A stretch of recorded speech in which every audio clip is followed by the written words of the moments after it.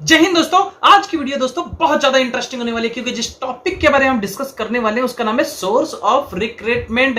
Yes, ये staffing का part number 3 है जो कि आपके स्क्रीन पे साफ दिखाई दे रहा होगा दोस्तों।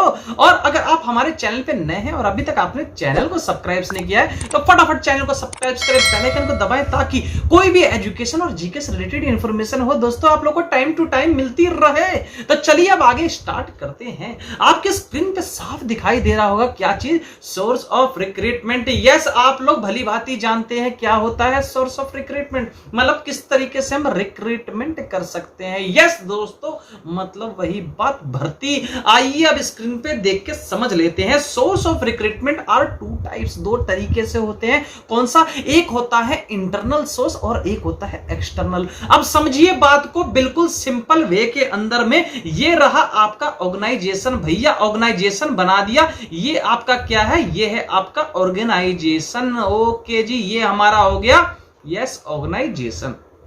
ऑर्गेनाइजेशन के अंदर में अंदर किसी को रिक्रूट कर रहे हैं, मतलब अंदर किसी को रिक्रूट कर रहे हैं, अंदर किसी को जॉब दे रहे हैं। इसका मतलब क्या हुआ दोस्तों? इसका मतलब हुआ ये कौन सा रिक्रूटमेंट है? Yes, it is called internal recruitment. वाह जी वाह, इतना सिंपल सा काम है, बिल्कुल बिल्कुल तरीके से कर लिया। इंटरनल का मतलब होता है अंदर, मतलब कंपनी के ऑर्गेनाइजेशन के अंदर में किसी को रिक्रूट करा, उसे कहेंगे इंटरनल रिक्रूटमेंट। तो भैया एक्सटर्नल रिक्रूटमेंट क्या होगा? यस, ऑर्गेनाइजेशन से बाहर, ये भैया ऑर्गेनाइजेशन से बाहर के लोगों को बुलाया और इसी को कहेंगे एक्सटर्नल रिक्रूटमेंट। भाई बात तो बिल्कुल सिंपल सी है। इंटरनल का मतलब अंदर, एक्सटर्नल का मतलब बाहर। भाई स्किन के अंदर जो है हमारे ब्लड है, स्किन के बाहर कहां होता है? तो ब्लड जो है इंटरनली है, एक्सटर्नली क्या है? यस स्किन है। और क्या है? इतना सिंपल सा वे है जो कि बिल्कुल कोई भी समझ सकता है। तो दोस्तों आगे चलते हैं नेक्स्ट स्लाइड के ऊपर में। यस, आप लोग समझ चुके हैं इंटरनल एंड एक्सटर्नल। आइए अब आगे पढ़ लेते हैं।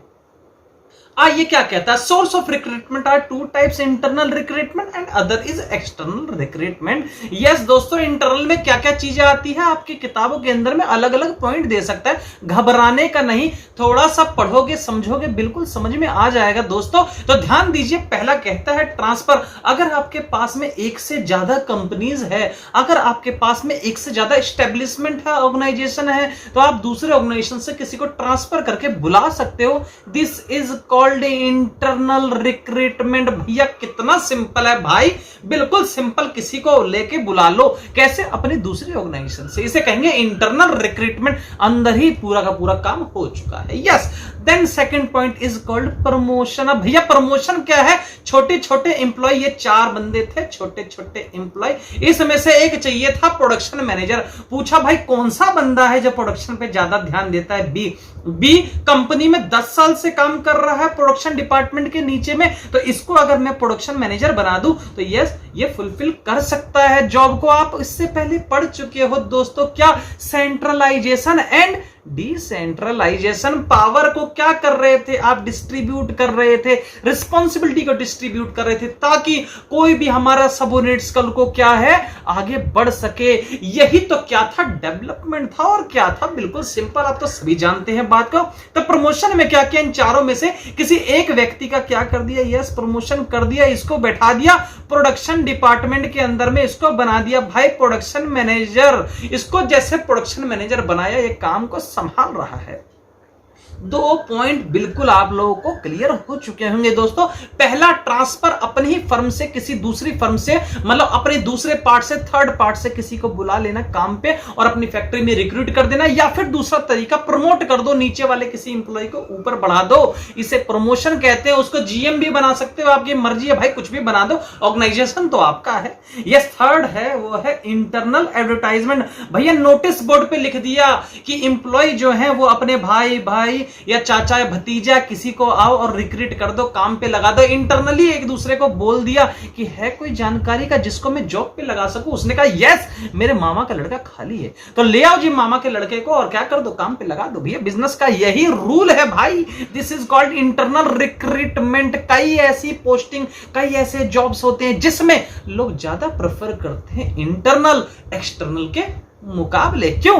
क्योंकि एक तो रिलेशन और दूसरा ट्रस्ट, ये दोनों का कॉम्बिनेशन मिलेगा कहां? तो यस इंटरनल में मिलेगा। और कहां मिल सकता है? Then fourth point is land services. दोस्तों कई सारी ऐसी ऑर्गेनाइजेशन होती है, कई सारी ऐसी ऑर्गेनाइजेशन होती है जो कुछ काम को किसी सर्विस के थ्रू में, कुछ काम को बीपीओ, बिजनेस प्रोसेस आउटसोर्सिंग, मतलब कुछ काम को किसी बाहर के व्यक्ति से करवाती है। जैसे अकाउंट के अंदर में सभी काम हो रहे हैं, बीआरएस जो होता है इसे कहते हैं बैंक रिकंसिलेशन स्टेटमेंट। भैया जी 11वीं क्लास में जो बच्चा पढ़ के आया है 12वीं क्लास में, उसको पता होता है बीआरएस किसे कहते हैं। बीआरएस कंपनी का जो अकाउंटेंट है उस पर इतना टाइम नहीं है, उसने कहा फोन करके सीए साहब को, अपना लड़का जब भेज रहे हो ना ऑडिटिंग पे तो आप एक काम कीजिएगा कि इससे बीआरएस बनवा दीजिए। भैया बोलता है ठीक है बीआरएस मैं आपको बनवा देता हूं, लेकिन कुछ पेमेंट देनी पड़ेगी। कहता ओके कोई इश्यू की बात नहीं, हम एक कंपनी की बीआरएस में उसे 2000 रुपीज पेड करने को तैयार हैं। ये क्या करा, अपने काम को किसी दूसरे को दे दिया। दोस्तों अगर वो लड़का बहुत इंटेलिजेंट, अच्छा काम करता है और क्या होता है कि कंपनी को अच्छी सर्विस देता है और अकाउंटेंट जो है अब हो गया एब्सेंट, अकाउंटेंट नहीं आ रहा, उस कंडीशन पर उस लड़के को, उस बच्चे को आप अपने किसमें जॉब पे रिक्रूट कर सकते हो, क्योंकि वो ऑलरेडी आपके लिए बीपीओ कर रहा है, मतलब बिजनेस प्रोसेस आउटसोर्सिंग। कुछ काम आप जो दूसरे से करवा रहे हो अब अपनी कंपनी में रख के उससे काम करवाएंगे। दोस्तों yes it is called land services. Service हम किसी और से करवाते थे, आज उसे खुद अपने पास में क्या करवाया, काम पे लगा दिया। यस भैया एक्सटेंशन ऑफ सर्विसेज, 5वां पॉइंट भैया बड़ा ही खतरनाक सा। क्या होता है एक्सटेंशन ऑफ सर्विसेज? भैया जब नोटबंदी की सिचुएशन आई तो उस सिचुएशन के अंदर में आप सबको याद होगा कि आरबीआई के पास में बहुत बड़ी प्रॉब्लम आ गई, किसकी, कि नई करेंसी छापने के लिए मुझको लड़के रिक्रूट करने पड़ेंगे नए। इससे अच्छा है कि जो पहले से एम्प्लॉय थे, जिनकी उम्र 62 साल हो गई थी, हो रहा था भाई रिटायरमेंट, उसको कहा 2 साल आपकी एक्सटेंशन कर देते हैं, 2 साल जॉब और बढ़ा देते हैं, आप 62 की जगह आप 64 में रिटायर हो गए। क्यों नए को नहीं लिया? इसलिए नहीं है, नए को लेंगे, ट्रेनिंग सिखाएंगे, डेवलपमेंट कराएंगे, चीजों को सिखा के इतना ज्यादा टाइम वेस्ट होगा कि दिक्कत हो जाएगी। इससे अच्छा है जो पहले से जॉब कर रहे हैं उसकी जॉब को बढ़ा दो 2 साल और उनको और सर्विसेज के लिए कह दो। This is called extension of services, extension of job. ये भी इंटरनल रिक्रूटमेंट का पार्ट ही है और क्या है। वाह जी वाह, 5 पॉइंट तो आपने ऐसे कर लिए जैसे बिल्कुल सिंपल चुटकी बजा के। आइए दोस्तों नेक्स्ट पॉइंट क्या कहता है, 6 पॉइंट एब्जॉर्प्शंस ऑफ ट्रेनिंग। भैया ये क्या होता है? ये नया टॉपिक नहीं है, पुराना टॉपिक ही तो है। आपके पास में 10 लड़के आए क्या ट्रेनिंग करने के लिए, 1 2 3 4 5 ज्यादा हो जाते हैं, 10 5 ही रख लेते हैं, इतनी टेंशन कौन ले। सॉरी आगे बढ़ गया। 5 लड़के आपके पास में आए और 5 लड़कों ने आपसे ली ट्रेनिंग। 4th वाला जो बच्चा है बहुत था शार्प माइंडेड और इंटेलिजेंट, आपने उसको ऑफर दे दिया, बेटा कहीं बाहर काम करोगे तो कितना मिलेगा, 20,000 रुपए, कोई बात नहीं हम आपको 22 देंगे, आप हमारे पास ही काम कर लो। क्यों? अंदर ही उसका रिक्रूटमेंट हो चुका, क्योंकि ट्रेनिंग देते समय पता चल जाता है ट्रेनर को भाई जेम्स कौन है हीरा, कौन है डायमंड, उसको पकड़ लो, खींच लो, ले आओ अपने पास में, लगा दो अपने ऑर्गेनाइजेशन में। 1000-2000 ज्यादा देना पड़े तो क्या हुआ, आंखें बंद करके लगा दो भैया। इसे कहते हैं क्या, एब्जॉर्प्शंस ऑफ ट्रेनिंग। मतलब ट्रेनिंग के टाइम पे किसी इंप्लॉय को ऑब्जर्व कर लेना, खींच लेना, ले लेना, मैग्नेट की तरह में। भैया बिल्कुल सिंपल है, यही तो 5 और 6 पॉइंट है किसी के, इंटरनल सोर्स ऑफ रिक्रूटमेंट के। दोस्तों आई होप आप लोगों को समझ में आ चुका होगा। आप जब अपनी बुक में पढ़ेंगे तो कई इससे फर्दर पॉइंट्स भी हो सकते हैं, आप किसी भी 3 या 4 पॉइंट्स को लेके एक्सप्लेन कर सकते हैं। दोस्तों आते हैं अब एक्सटर्नल रिक्रूटमेंट पे। क्या है एक्सटर्नल सोर्स? भाई बाहर का सोर्स तो एक नहीं 1 लाख है, जितने मर्जी उतने ठोक दो। पहला आता है एडवर्टाइजमेंट। दोस्तों एडवर्टाइजमेंट बहुत टाइप्स की होती है, मीडिया एडवर्टाइजमेंट, टेलीविजन एडवर्टाइजमेंट, मतलब प्रिंट मीडिया हो सकता है, टेलीविजन हो सकता है, रेडियो हो सकता है, सारे पार्ट्स ऑफ एडवर्टाइजमेंट हैं। पहला हो गया एडवर्टाइजमेंट। आप एडवर्टाइजमेंट करो और रिक्रूट कर लो, किसको, बंदे को, किस लिए, जॉब के लिए। कहां, ऑर्गेनाइजेशन में। अरे भैया क्या, क्यों, कहां, सब के सब आप लोगों को पता है बिल्कुल। दूसरा आता है कैजुअल कॉलर। ऐसा व्यक्ति जिसको हम हमेशा कॉल करके रिक्रूट करते हैं, ऐसा व्यक्ति जो कभी भी कॉल करने पे आ सकता है। मतलब टोटल आपके पास में 10 लोगों का ऐसा सीवी है जो कि कभी भी आप पे जॉब के लिए आ सकते हैं। ऐसे व्यक्तियों की लिस्ट तैयार करके रखना कि जब जरूरत हो धक देने लगाओ फोन और कर लो इसकी क्या रिक्रूटमेंट। यस दोस्तों, second point is clear now. Then third point, employment exchange. बड़े प्यारे लोग होते हैं भाई, बड़े प्यारे लोग होते हैं। ये टेबल कुर्सी और लैपटॉप लेके बैठे होते हैं और इनका काम क्या होता है, ये कंपनी वालों को भी लड़के भेजते हैं। मतलब कंपनी से लड़के भेजते हैं और कंपनी वालों को लड़के देते हैं किस चीज के लिए, जॉब के लिए, और लड़कों को भी बताते हैं ये कंपनी है जॉब के लिए। मतलब इनका काम होता है इंटरमीडिएट की तरह में। कंपनी वाले इनको कहते हैं भाई मुझे 10 लड़कों की जरूरत है, क्वालिफिकेशन ये चाहिए, इन पे तो भैया बहुत सारी सीवी है, 10 लड़के दे देते हैं।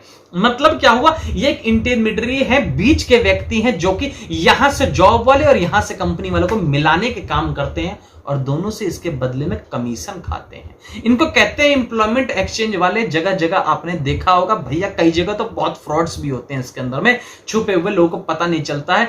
दिखाते हैं सीधा कि डैश डैश कंपनी हेतु में 50,000 रुपए की नौकरी के लिए लड़के चाहिए, योग्यता 10वीं और 12वीं। भाई बेवकूफ बना रहे हैं, ग्रेजुएशन वाले को मिल नहीं रही है और ये 10वीं 12वीं वाले लड़कों की 20-20 30-30 हजार रुपए की तनख्वाह दिखा रहे हैं। भाई बिल्कुल फुद्दू बना रहे हैं भाई, मेरे खा जाते हैं पैसा लोगों का। ये आज के टाइम पे सबसे ज्यादा क्या हो रहा है, यस, सबसे ज्यादा फ्रॉड हो रहा है। बिल्कुल ऐसे झांझे में नहीं आना है। आइए तो एम्प्लॉयमेंट एक्सचेंज बिल्कुल हमारा थर्ड पॉइंट जो है दोस्तों क्लियर हो चुका है। दोस्तों फोर्थ पॉइंट क्या कहता है, एजुकेशनल इंस्टीट्यूशंस। दोस्तों it is the most important part. कहीं भी एजुकेशनल इंस्टीट्यूशंस के अंदर में आपने देखा होगा कि जॉब हो जाती है लड़कों के। 3 इडियट याद है वो?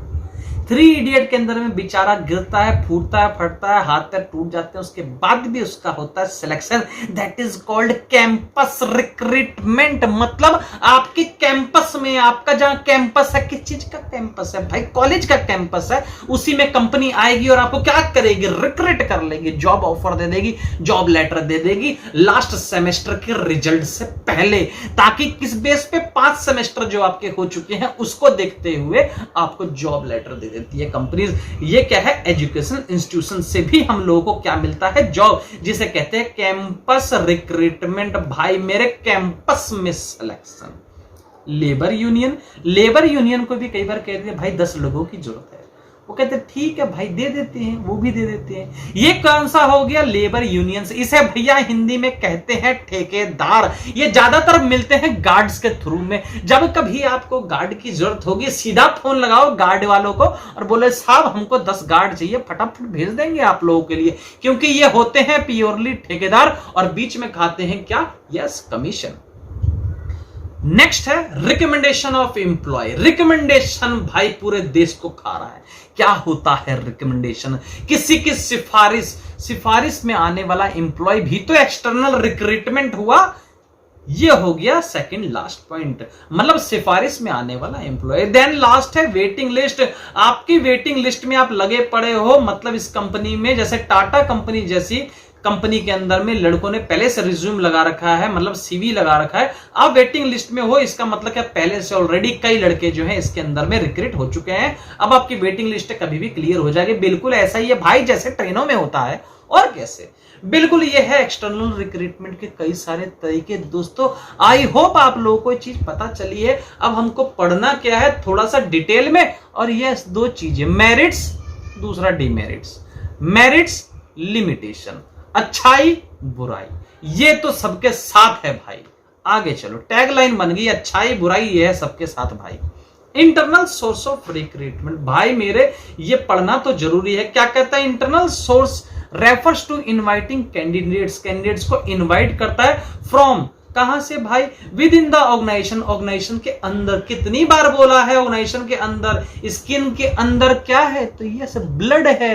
अच्छा बोन्स भी तो है, कोई बात नहीं, स्किन के बाहर क्या, स्किन है, इसका मतलब क्या है, इंटरनल का मतलब होता है अंदर, ऑर्गेनाइजेशन के अंदर, कोई दिक्कत नहीं। पहला ट्रांसफर आप लोगों को मैं बता चुका हूं, किसी भी इंप्लॉय को अदर अपने ब्रांचेस से ट्रांसफर करके बुला लेना, क्या कहलाएगा, ये कहलाएगा transfer internal source of recruitment. Yes दोस्तों। Then second is promotion. आप लोगों को बता चुका हूं क्या करना, किसी इंप्लॉय को प्रमोट कर देना। किसी इंप्लॉय को प्रमोट कर देना हायर किस चीज के लिए? हायर सीट के लिए। क्या कहता है? It refers to shifting an employee to higher position.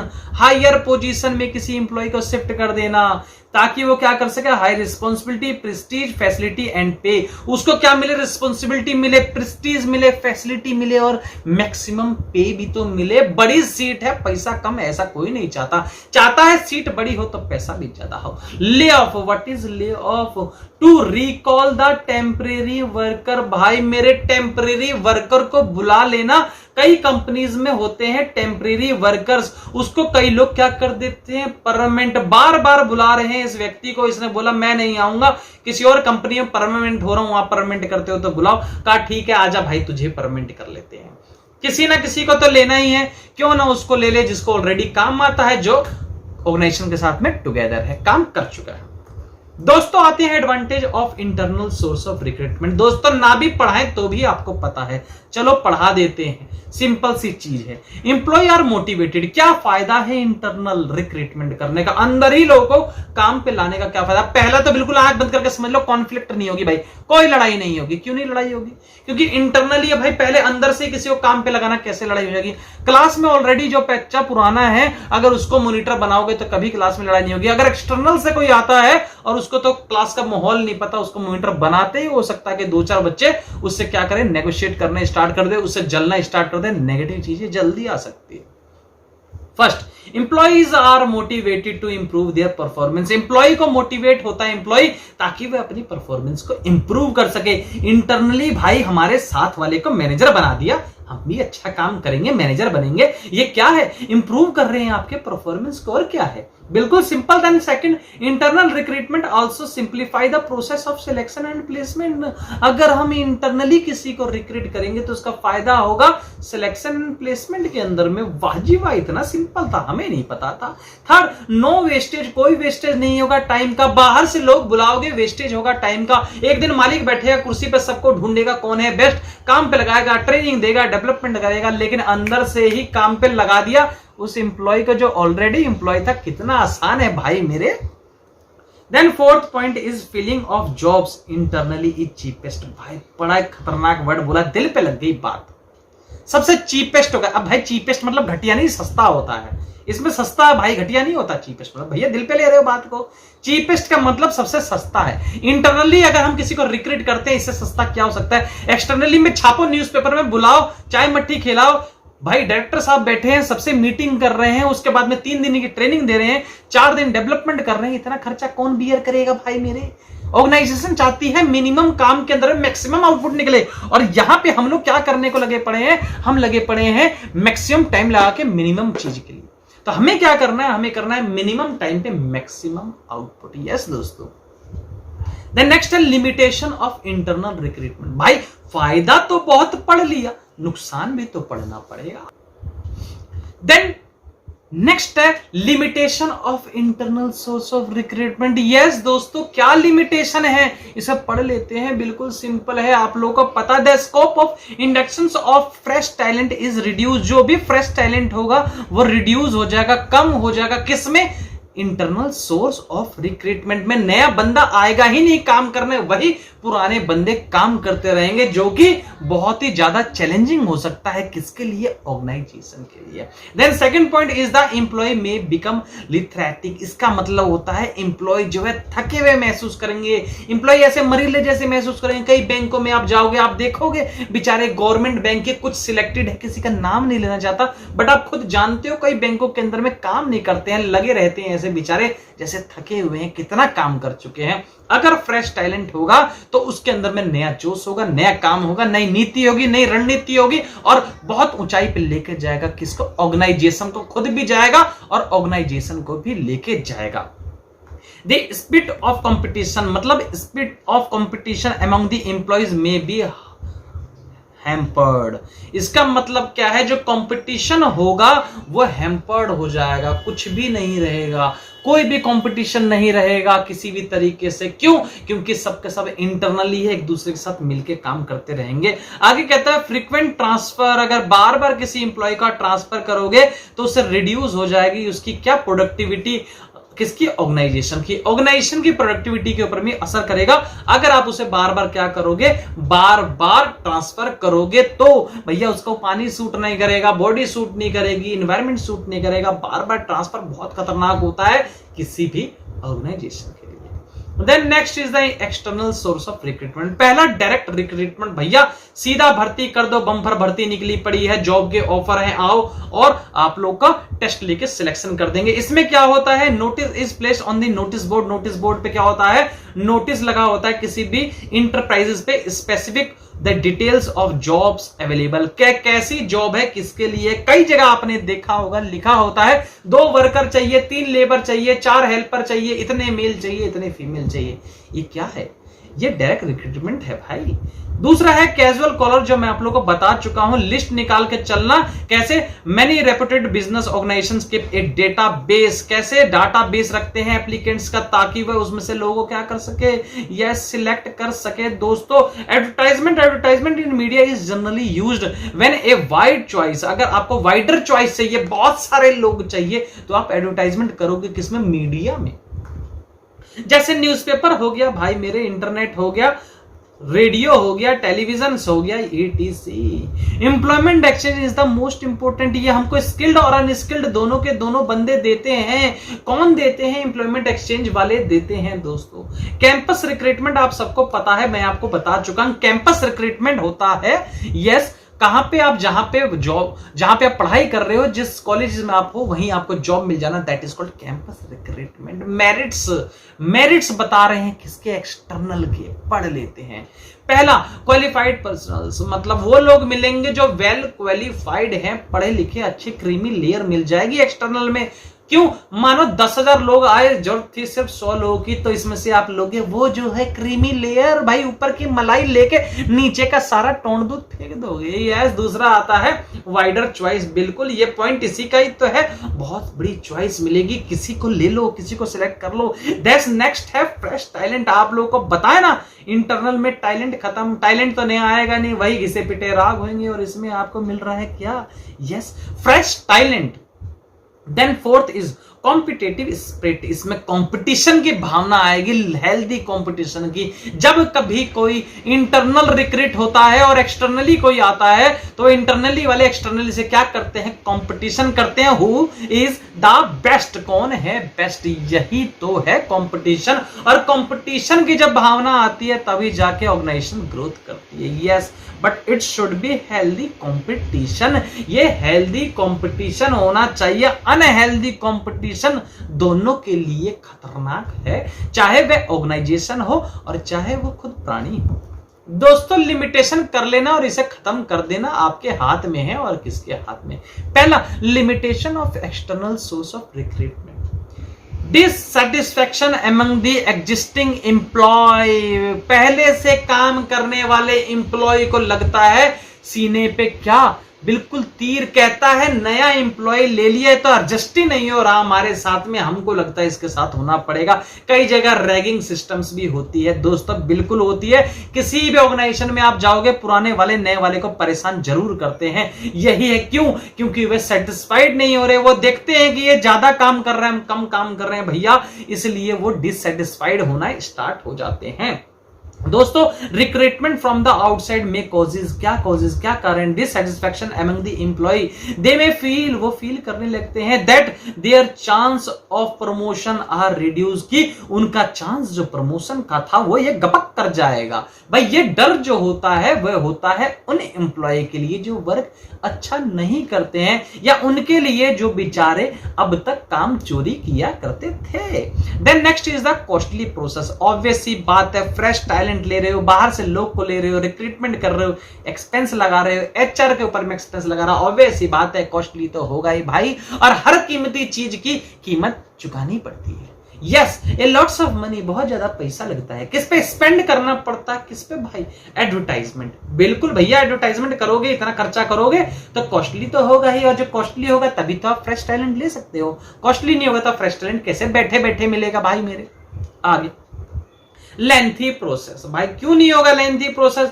जाओगे एडवर्टाइजमेंट करोगे, 10 डेज लेगा, 10 दिन बाद में कहोगे अप्लाई करो, अप्लाई लोग करेंगे, अप्लाई करने के बाद में 3 दिन का आप लोग टेस्ट लोगे, टेस्ट लेने के बाद में आप लोग सोचोगे इसको सिलेक्ट कर दो, इसको ट्रेनिंग दो, इसको डेवलपमेंट करो, करते करते हो गए 30 डेज। ऑब्वियस सी बात है भैया मेरे कि ये क्या चीज है, ये प्रोसेस तो लेंथी है। इंटरनल में क्या है, बाहर से बंदे को करा फोन, भाई सेकंड पार्ट से 2 एम्प्लॉय की जरूरत है, फर्स्ट पार्ट में फटाफट भेजो। उसने कहा ओके सर रेडी हैं, सैटरडे को बोला, संडे माल पैक हुआ, सामान पैक हुआ, आ गए सीधा, सामान पैक हुआ, आदमी पैक हुआ, सब पैक हुआ, बंदे आ गए और क्या ज्वाइन कर लिया? जॉब। कब से? मंडे से। बिल्कुल सिंपल इंटरनल में, बट एक्सटर्नल के अंदर में थोड़ा टाइम लेता है। तो आपको चूज करना है कि आपके ऑर्गेनाइजेशन में इंटरनली चाहिए या फिर एक्सटर्नली रिक्रूटमेंट करना है। दोस्तों it is the most important part in any organisation. दोस्तों आप हमारे साथ पूरी वीडियो में बने रहे, इसलिए आप लोगों का बहुत बहुत धन्यवाद। जय हिंद, जय भारत।